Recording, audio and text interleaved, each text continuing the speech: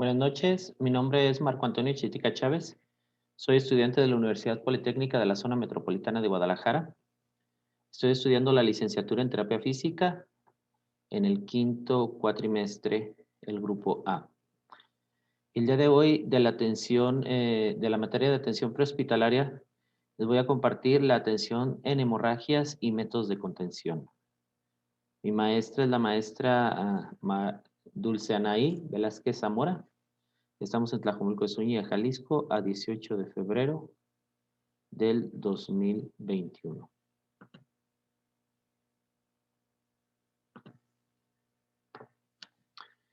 Bueno, ¿qué es la atención en hemorragias y métodos de contención?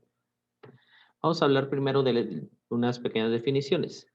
Vamos a hablar de lo que es una herida. Una herida es una lesión del tejido blando donde hay daño o ruptura en la piel y al interior de ella se produce una hemorragia. ¿Por qué estamos hablando de las lesiones? Porque finalmente la lesión es la que va a provocar la hemorragia, es la que va a provocar que haya una pérdida de sangre. Entonces, vamos a definir que una hemorragia es la pérdida de líquido hemático por la ruptura de alguna estructura que lo transporta, ya sea una vena, una arteria o capilar. Al momento en el que estas estructuras, vamos a hablar de las más leves que están sobre la piel, a nivel de la piel, que son los capilares, hasta las más profundas que están en venas y arterias, pues obviamente estas llevan contenido hemático, la sangre. Entonces, al momento en el que hay una ruptura de estas estructuras, pues va a empezar a haber la fuga de la sangre y a esto se lo determina como la hemorragia. ¿Pero qué es el tejido blanco? El blando, perdón. Es una estructura que va desde la piel hasta el músculo esquelético. Como podemos ver aquí en este pequeño esquema, tenemos la piel, la cual está determinada por ciertas capas, como lo son la epidermis, la dermis. Lo podemos observar aquí claramente en este espacio, lo que es la epidermis y la dermis. Después de la dermis viene lo que son las capas subcutáneas y podemos aquí ya observar algunas pequeñas venas y arterias que más bien son capilares, son muy delgaditas venas y arterias, más bien son muy pequeñas transportadoras de sangre llamados capilares. Y si nos vamos a la parte más profunda de lo que es el tejido blando, la estructura, podemos encontrar lo que son capas ya de músculo como tal. También dentro de estas estructuras podemos ver nervios y podemos ver el tejido adiposo. Todo este conjunto, a todo este conjunto se le llama tejido blando. Y es precisamente lo que vamos a abordar, qué es lo que sucede cuando este tejido blando está comprometido en algún accidente o en algo que le quite la estructura o que lo dañe. Vamos a hablar de los tipos de herida. Existen dos tipos de heridas, lo que es una herida cerrada y una herida abierta. En una herida cerrada, como podemos observar aquí, se produce un hematoma. El hematoma es precisamente que hubo una ruptura de estructuras que llevan sangre, llámese capilar, llámese vena, llámese arteria, pero esta estructura, lo que es la piel, mantiene el sangrado interno. El hecho de que se mantenga interno no quiere decir precisamente que lo está conteniendo, o sea, de que no sangre, al contrario, hay un sangrado, pero está por dentro de la piel, como podemos observar aquí. Y tenemos la herida abierta. Eh, la herida abierta, pues obviamente es la ruptura ya de la piel y ya hay la salida de sangre. En estos dos casos, tanto en la herida cerrada como en la herida abierta, en los dos casos existe hemorragia. ¿Por qué? Por el simple hecho de que hubo ruptura de las estructuras venas, arterias o capilares. Ya hay una hemorragia en ambos casos. Vamos a hablar un poco de lo que es la herida cerrada. La herida cerrada tiene sus orígenes posibles, por ejemplo, en un esguince, al momento en el que muchas veces hemos escuchado la expresión de falcié o de me torcí el tobillo, se dan estos casos de esguince en los cuales al momento de que se mueven las estructuras, hay una ruptura de estas venas o de estas venas, arterias o capilares, a lo mejor de mínima proporción. Entonces, esto va a provocar un hematoma, va a provocar inflamación, va a provocar dolor y todas las consecuencias de un esguince, pero dentro de las características es que hay una pequeña hemorragia, lo cual provoca un hematoma en los esguinces. Obviamente los golpes, los aneurismas, estamos hablando de aquí, ya es una patología como tal de las venas, perdón, de las arterias. Pero recordemos que las arterias pues recorren todo nuestro cuerpo. Entonces, los aneurismas pueden darse por esta inflamación, esta malformación en la forma de la vena, la cual se hace como una especie de globo y este globito llega a un punto en el que la misma presión sanguínea lo hace que se rompa. Entonces, esto va a provocar una hemorragia interna. Eh, Tenemos las famosísimas úlceras gástricas que también pueden llegar a provocar hemorragias internas. Y tenemos otro que es la compresión, otro medio por el cual se provocan las heridas cerradas es la compresión. Muchas veces hemos sabido de casos, o inclusive a lo mejor nos ha tocado a nosotros, que al momento de que alguien nos hace presión excesiva o que nos comprimimos con algo, por ejemplo, quedamos atrapados entre algún objeto contundente, no sé, una puerta, una ventana, de que se nos cerró la puerta de repente y nos golpea, esa compresión hace ruptura de estructuras de capilares o de venitas o de arterias, lo cual nos va a provocar precisamente estos hematomas que podemos observar aquí. Estas son algunas de las situaciones por las cuales se puede dar una herida cerrada. Hablando de la atención general de las heridas cerradas, tenemos que tener en cuenta lo siguiente.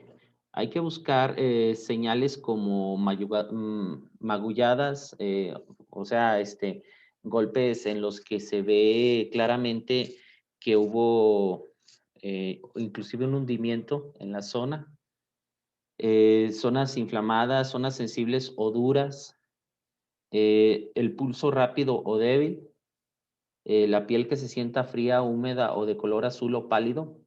Todos estos señales tenemos que tenerlas muy en cuenta al momento de que vemos a alguna persona que sufre algún accidente o de que nosotros mismos podemos a lo mejor sufrir un accidente.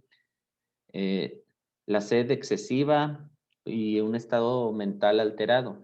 Obviamente, al momento de que sucede un accidente, pues pueden pues, suceder muchas situaciones por las cuales nosotros tenemos que tener, obviamente, como hemos hablado en otras ocasiones, de tener el control sobre la situación, estar en un lugar donde estemos seguros nosotros mismos y vamos a prestar la atención y proseguir con esto que estamos hablando aquí.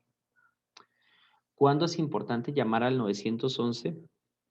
Si estamos hablando aquí de estas señales, estamos hablando de que a lo mejor es una situación no tan grave, que fue una caída, que fue un golpe, que fue algo que te causó un malestar o que le causó un malestar a alguien más, pero no precisamente está atentando, está en peligro su vida.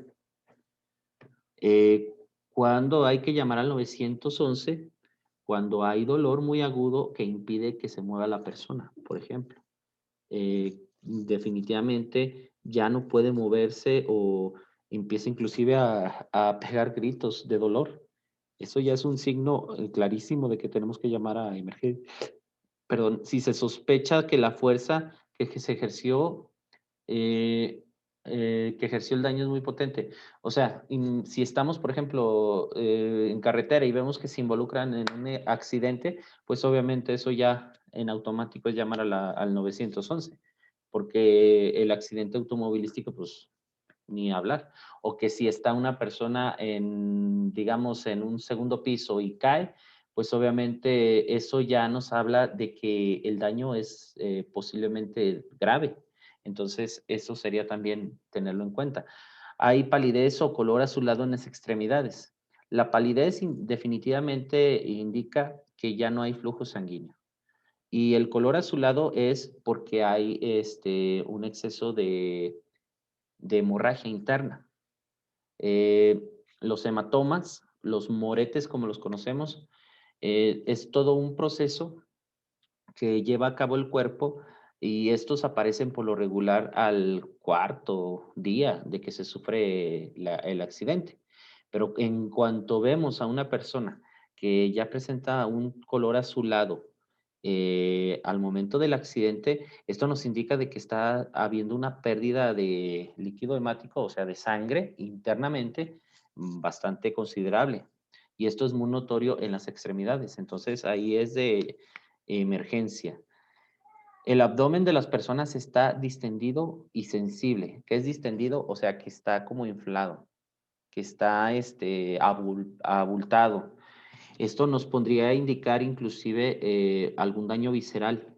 Entonces tendremos que tener muy en cuenta esta parte. Y hablando de sensibilidad, es una situación en la que ni siquiera tocar es permitido por la persona porque causa muchísimo dolor. Hay vómito o tos con sangre. Definitivamente, pues estamos hablando de que hubo un daño interno considerable.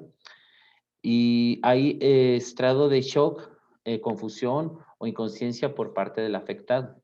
Obviamente, cuando ya estamos en esta situación, es cuando tenemos que tener en cuenta los otros procedimientos que hemos visto anteriormente para que no la persona se mantenga lo más tranquila posible, para que la persona la podamos apoyar de la mejor manera. Ya si de plano hay inconsciencia, que perdió el conocimiento, pues ahí ya no podemos hacer mucho, pero tenemos que tener en consideración todo lo demás. En lo que llega el servicio de emergencia, cuando se sucede una situación que puede provocar una hemorragia interna, el hielo es el mejor aliado para el retraso de daño y la sedación al dolor.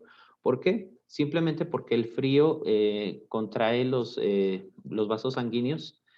Entonces, el hielo nos va a ayudar en dos cosas. Uno, a que el hematoma, perdón, a que el proceso de degradación del cuerpo o de la zona donde se dañó no siga avanzando por hipertermia.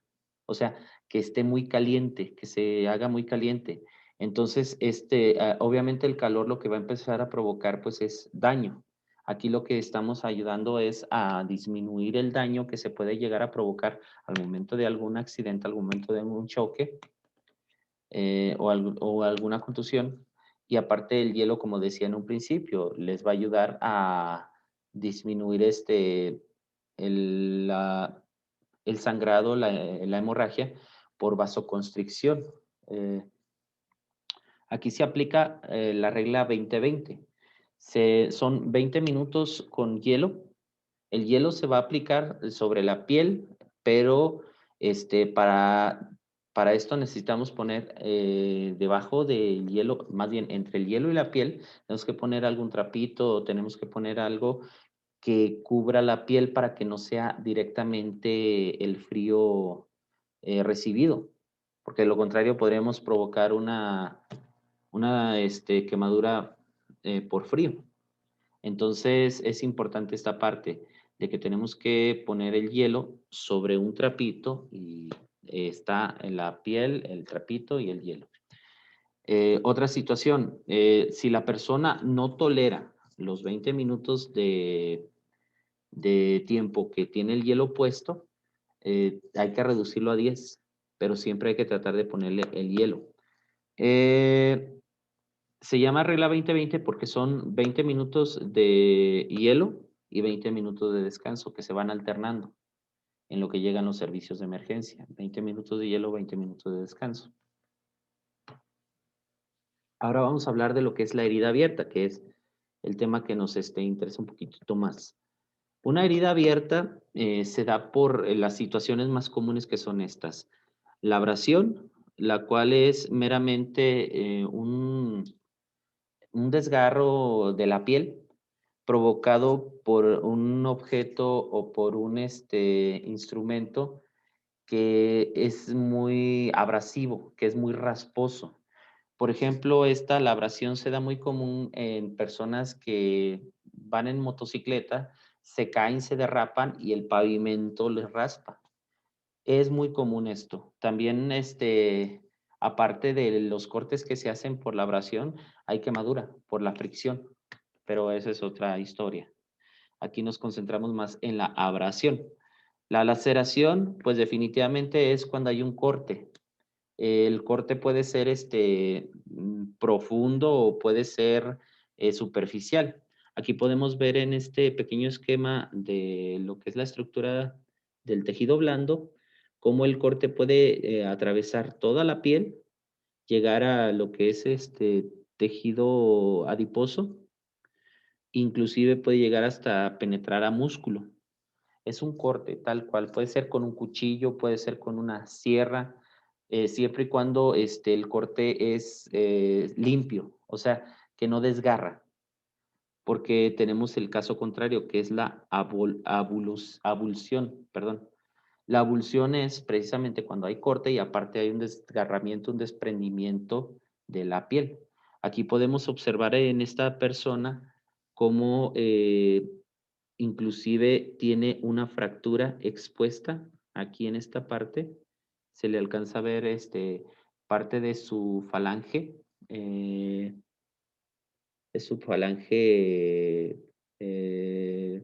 media, según yo. Entonces, eh, la abulsión inclusive puede llegar a tocar hasta hueso, no solamente músculo, puede llegar a tocar hueso y puede haber un desprendimiento considerable de piel, de tejido profundo, en fin. Estas situaciones se dan mucho, por ejemplo, con herramientas de corte o herramientas de prensión. La punción, pues como lo podemos observar aquí, se da por objetos puntiagudos, que puede ser desde un clavo, inclusive una aguja, es una punción. Y pues son heridas que son penetrantes totalmente. Obviamente dependiendo del tamaño del objeto, es lo penetrante que puede llegar a ser. Una herida de bala está considerada como una punción. Nada más que el detalle de las balas es que aparte de que entra como un objeto punzocortante, la misma cinética que trae la bala hace pues, que sucedan más estragos dentro del organismo. Pero en sí, su forma de provocar la herida, el concepto principal es que es una punción porque entra directamente en un orificio pequeño, como lo podemos observar aquí.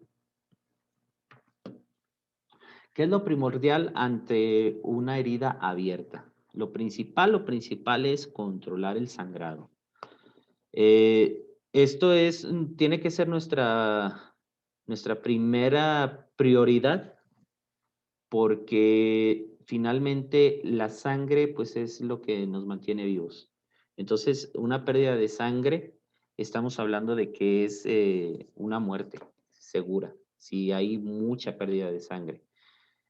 Lo segundo que tenemos que tener en cuenta es mantener la herida libre de focos de infección tales como el polvo, la suciedad, agentes contaminantes, etcétera. Si podemos observar aquí en este pequeño esquema, tenemos que cubrir la herida.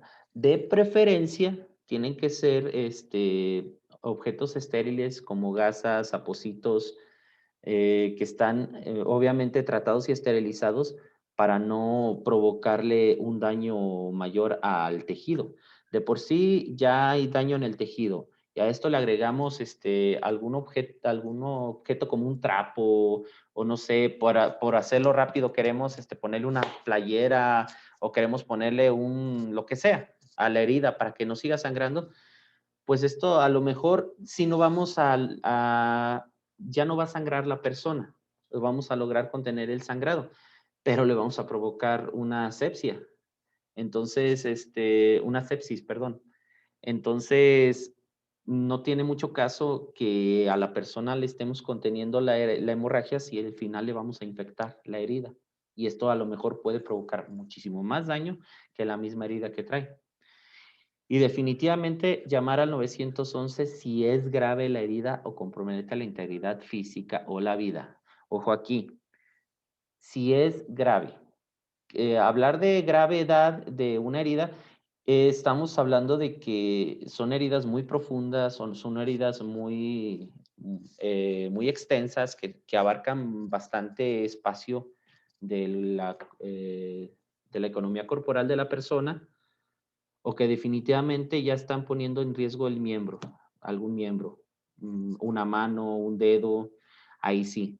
Si estamos hablando de una herida que podemos contenerla meramente con presión y esperar a que coagule normalmente o por naturaleza la herida y deje de sangrar, pues no hay necesidad de hablar al 911, a no ser que sea una herida que de veras consideremos que puede poner en riesgo la vida o la integridad física. Se debe de prestar atención a los signos tempranos de una posible infección. Muchas veces nos ha pasado de que, ay, me corté.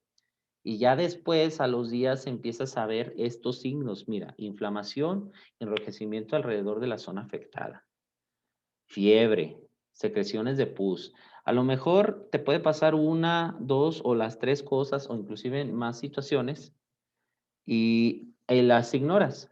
¿Qué es lo que va a suceder? Pues que esa zona se va a estar degradando al grado de que puede llegar inclusive a la necrosis. Y ya hablar de una necrosis es muerte totalmente celular, en la cual te va a llevar a complicaciones severas. Aquí podemos observar en esta imagen precisamente una herida infectada, una herida abierta infectada que tiene estas características, el enrojecimiento y la secreción de pus. Y obviamente esta zona se va a mantener con una hipertermia, o sea, se va a mantener muy caliente, inclusive puede provocarle fiebre generalizada al paciente. El tétanos es una infección severa, la cual se puede adquirir hasta de un pinchazo. Con el simple hecho de que te piques con una agujita o algo, tienes la posibilidad de que te dé tétanos. Ahora, hablando más de si, por ejemplo, andabas en una zona totalmente llena de suciedad, no sé, en la calle o en alguna granja o qué sé yo, que te llegaras a lesionar con algún objeto punzocortante o no sé, y no le das la atención necesaria, de por sí esa herida ya está propensa a infección. Entonces, le agregamos que es muy probable que puedas adquirir el tétanos, te va a ir muy mal.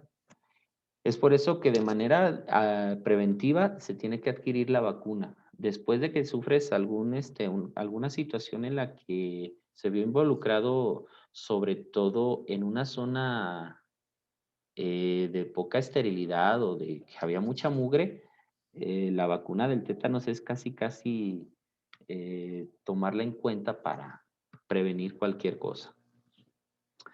¿Qué son los apósitos y vendas? Apósitos, perdón. Son material estéril de protección y de sujeción. Aquí podemos ver vendajes y aquí podemos ver apósitos.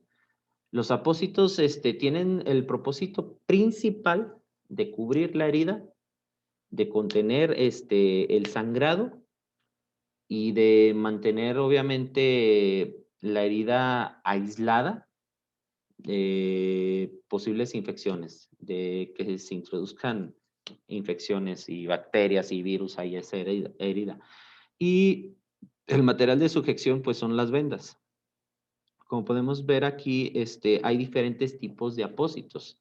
Hay unos que son translúcidos y tienen en todo su contorno tienen pegamento o son autoadheribles. Hay otros que tienen en su contenido gasa absorbente. Y pues obviamente la principal cualidad que tienen todos los apósitos es que son estériles. Están tratados para prevenir infecciones. Y las vendas, pues hay varias técnicas de vendaje. ¿Cuál es el objetivo de la venda? Principalmente sujetar lo que son los apósitos. Obviamente, al poner tú una venda, al hacer una técnica de vendado, para sujeción de apósito, tienes que tener en cuenta, muy, muy, muy en cuenta la presión que estás aplicando en esa venda. ¿Por qué?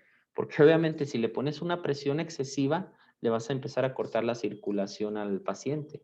¿Y qué es en lo que vas a desencadenar? Pues que este paciente empiece a tener problemas necróticos, o sea, se le empiezan a poner morados los dedos, se le empiezan como no está llegando la circulación y no está llegando la oxigenación correcta al miembro, por ejemplo, aquí en este caso la mano, pues empieza a haber muerte celular. Entonces tenemos que tener muchísimo cuidado al momento de poner una venda como sujeción para un apósito. Tiene que ir obviamente lo suficientemente sujeta para que haga su propósito, pero no lo excesivo para que no haya la circulación de sangre. Vamos a hablar de heridas. Las heridas leves, ya hablando de lo que es una hemorragia, ¿qué es lo que tenemos que hacer al momento de estar en una herida? Lo primerito es lavar las manos con agua y jabón.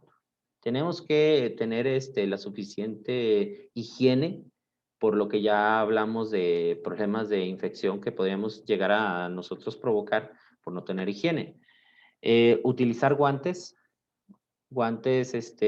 también estériles de preferencia, para no contaminar los instrumentos que vamos a utilizar al momento de hacer la curación o al momento de hacer la compresión de la herida para evitar el sangrado o la hemorragia. Tenemos que comprobar si existe hemorragia intensa. Puede ser desde una pequeña cortadita, puede ser una abrasión, puede ser una laceración sencilla, que me corté con el cuchillo de cocina y me di un lleguecito, o que ya me raspé y traigo aquí el raspón y me está sangrando un poco. Todo eso, pues obviamente provoca hemorragia. Pero en el paso 3, si sangra, necesitamos hacer compresión sobre la herida para que ésta por sí solita llegue al momento de coagulación, ¿sí? ¿Cuánto tiempo se necesita presionar la herida? En lo que sea necesario. Lo que sea necesario. Y, por ejemplo, si la cortadura fue a nivel de la mano, es presionar la mano con el apósito, presionar la mano, levantarla. ¿Esto para qué? Para que la misma gravedad haga su efecto de que no nos esté aventando, arrojando más presión del sangrado, y esperar hasta que el sangrado disminuya. Ya una vez que empieza a disminuir el sangrado, pues ahora sí ya podemos inclusive poner una pequeña venda para solamente sostener el apósito y que ahí se quede. Nada más. Podemos aplicar pomadas antibacterianas siempre y cuando no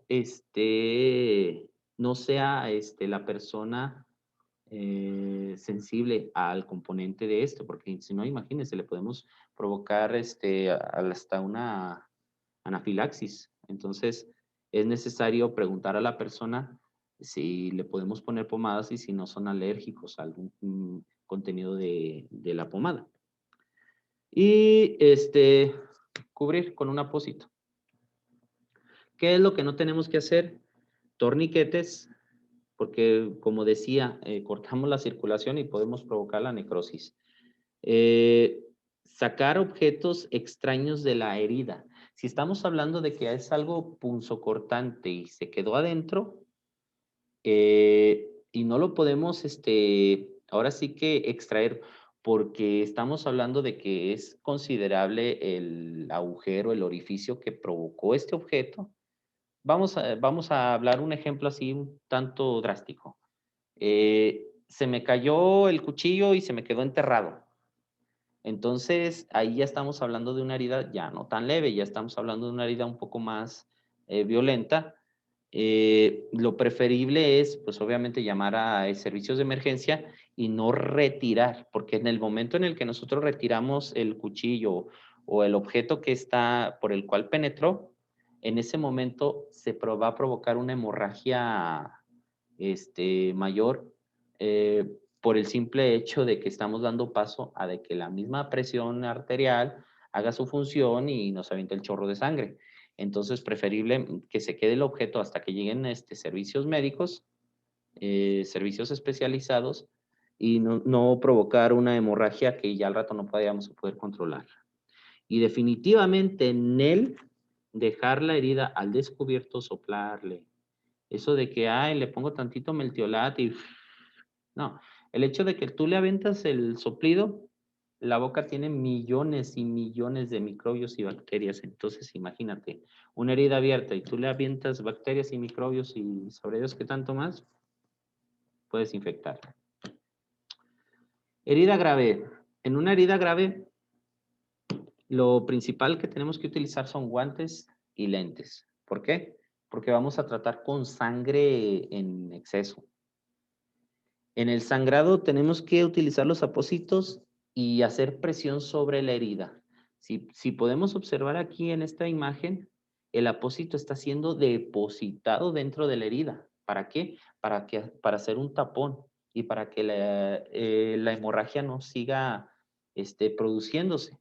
No es solamente hacer compresión, no, tenemos que hacer tapón, literal, con el apósito. Obviamente estamos hablando de que es una herida ya considerable, ya de un orificio bastante grande para poderla contener solamente con hacer presión. Se deben intentar los apósitos dentro de la herida de ser necesario. Recordemos que estos apósitos son estériles, 100% estériles. Si no tienes apósito estéril, no lo hagan mejor porque vamos a provocar otros daños. Vendar el apósito para mantenerlo en su lugar. Si se nos empieza a mojar el apósito y se empieza a pasar la capacidad de absorción, no tenemos que quitarlo y poner otro, no.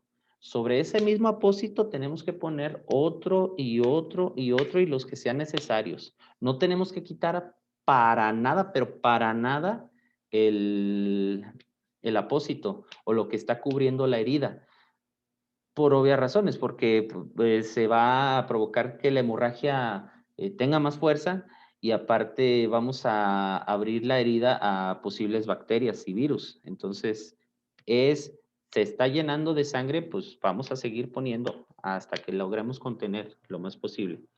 Y tenemos que vigilar al paciente, pues que siempre se mantenga en estado alerta, que tenemos que evitarle exceso de frío y calor, tenemos que mantenerlo tranquilo, cómodo, tenemos que evitar a toda costa el estado de shock, porque si un paciente entra en estado de shock, pues va a ser más difícil sobrellevar ese problema, esa herida. Inmediatamente después de que hicimos el servicio, tenemos que lavarnos las manos aunque hayamos utilizado los guantes, pues los guantes son ahora sí que de cajón. Tenemos que lavarnos las manos. ¿Por qué? Porque nos enfrentamos al líquido sanguíneo. Entonces, este líquido pues puede contener muchísimas cosas. Podemos estar expuestos nosotros a bastantes virus, hepatitis, VIH. Entonces, tenemos que tener todos los cuidados pertinentes después de dar un servicio de estos, en el cual estuvo involucrada sangre. El torniquete famoso. El torniquete es una técnica que se utiliza solo como último recurso. ¿Por qué solo como último recurso? Porque vamos prácticamente a hacer lo que no tenemos que hacer con el vendaje. Vamos a presionar la zona para totalmente, ahora sí que romper el flujo sanguíneo. Cuando se aplica un torniquete, y lo podemos observar aquí cómo lo está realizando, es con unos cintillos, se está aplicando por encima de donde está la herida, ¿sí? ¿Por qué? Pues por obvias razones, porque si aplicamos acá abajo, acá tenemos la herida, entonces la hemorragia va a seguir acá. Tenemos que aplicarlo obviamente cercano a donde está la herida y pues hacer la compresión. Hay unas técnicas especiales para hacer los torniquetes. Son técnicas ya médicas, hablando técnicas médicas, pero si no nos queda otro recurso, pues ahora sí que es hacer la presión sobre el miembro que se está desangrando. ¿En qué casos? Cuando definitivamente ya vimos que no pudimos parar el sangrado, que no pudimos parar la hemorragia, que ya estuvimos poniendo apósitos, que ya estuvimos haciendo compresión, que ya estuvimos intentando todo lo posible y pues no para la hemorragia. O también cuando, por ejemplo, hay una amputación. La amputación, pues hay una exposición total del miembro, entonces esto nos va a estar llevando a que haya pérdida de sangre y más, por ejemplo, en esta zona donde tenemos las venas más grandes, las arterias más grandes del cuerpo, que tenemos aquí arterias muy importantes que si no lo hacemos, se va a desangrar la persona en cuestión de minutos y va a morir. Entonces, de que pierda una pierna a que pierda la vida, pues estamos hablando ya de una balanza. Así que solo como último recurso, el torniquete. Y finalmente hay agentes homeostáticos. ¿Qué son estos agentes homeostáticos? Son sustancias que aceleran la coagulación mediante la absorción de la humedad excesiva causada por el sangrado. Aquí se me fueron unas palabritas, perdón. La humedad excesiva por el sangrado. Estos son unos sobrecitos de polvos, son polvitos que tú cuando lo pones directamente a la herida, gelatinizan, hacen como una especie de gel. Entonces esto va a provocar que se haga como un taponcito y ese taponcito pues va a impedir que siga el sangrado y por ende la coagulación va a ser más rápida. Son estos agentes homeostáticos. Se utilizan mucho cuando son heridas abiertas, expuestas múltiples. Por ejemplo, en un accidente que ya estás abierto de la mano, ya estás abierto de la cabeza, ya estás abierto del codo, del hombro, de todos lados. Se utilizan para poder lograr mantener a la persona lo más íntegra en sus fluidos sanguíneos, que no los pierda en el accidente. La sutura es una técnica que se utiliza en sangrado arterial o no controlado, en heridas profundas, exposición de músculo hueso, en articulaciones, manos o pies, en heridas de gran dimensión y en heridas por mordeduras humanas o de animales.